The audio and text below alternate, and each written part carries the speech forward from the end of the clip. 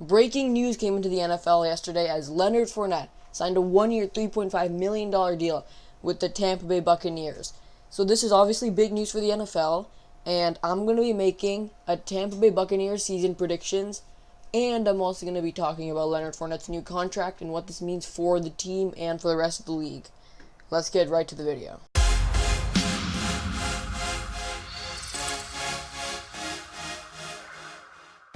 What's up, everybody? It's AC Analysis, and today I'm going to be talking about Leonard Fournette's new contract and what this means for the Buccaneers.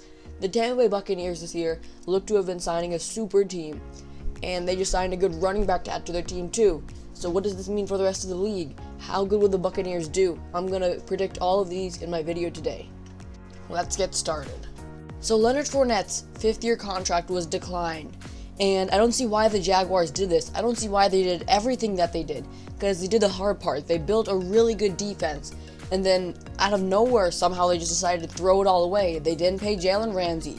They threw away A.J. Boye and Yannick Ngakoue, Calais Campbell. Calais Campbell was traded away for, I believe, a 6th-round draft pick, and Campbell is one of the best pass rushers in the league. So something had to happen internally. This had to be a problem in the Jaguars system to the point where they just threw away everybody, but it still doesn't make sense because they had a good team.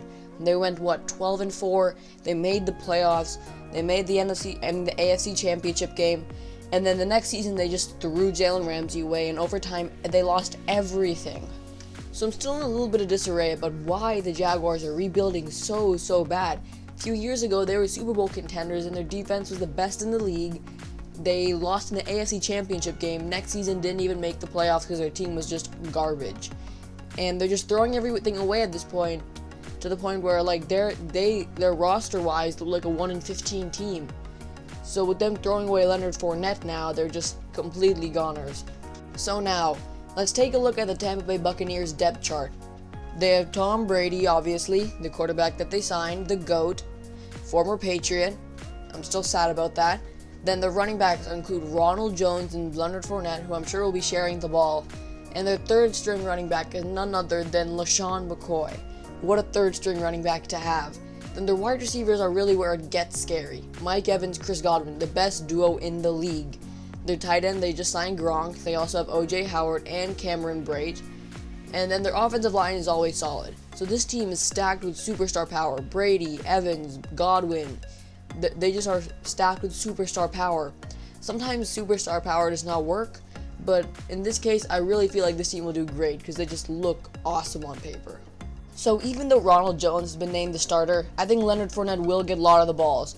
I don't know if LeSean McCoy will get any because he's their third-string running back, but Ronald Jones and Leonard Fournette will share the ball, and they're going to be like a two-headed monster.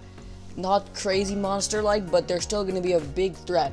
And with the threat in the receiving game that the Buccaneers have with Tom Brady, Rob Gronkowski, Mike Evans, Chris Godwin, these running backs really have a lot of free room to be able to show off what they can do as a dual-threat running back. Then their defense is also stacked too, with Ndamukong Suh, Vita Vea, Devin White, Jason Pierre-Paul, Levante David, Shaquille Barrett. Their linebackers and defensive line are just completely stacked, but they don't have the greatest secondary. They have enough though on their defense to be a good defense that can hold off and make their offense be able to play really well. And their defense is also good enough to the point where they could also stop many teams and win them many games. The real reason that the Tampa Bay Buccaneers lost that last season was because of their quarterback Jameis Winston. That man threw 30 interceptions last year, like a beast, and claimed that he was one of the best quarterbacks in the league. That's off topic, but still, Jameis Winston really held the team back last season because their lineup looked very similar last year.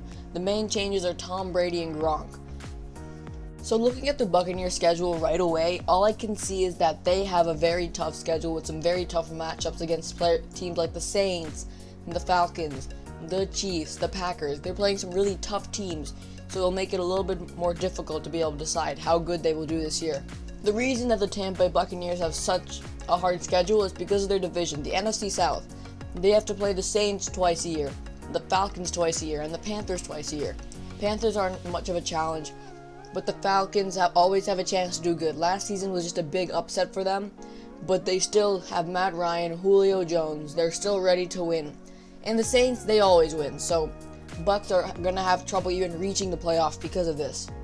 Okay, so after looking at the Tampa Bay Buccaneers team and schedule, I see them going 11-5 and making the wild card round, because the Buccaneers are playing the Saints twice, the Falcons twice, and the Panthers twice.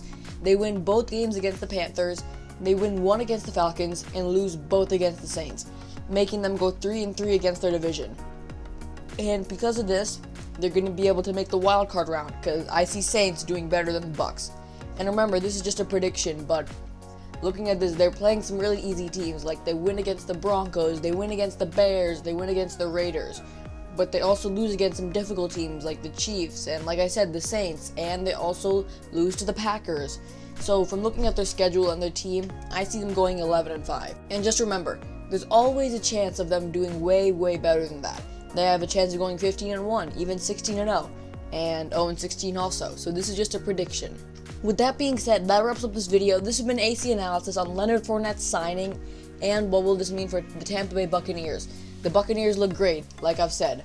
But if you enjoy consistent football content, don't forget to like and subscribe. We're on the road to 50 subscribers. We're almost at 40.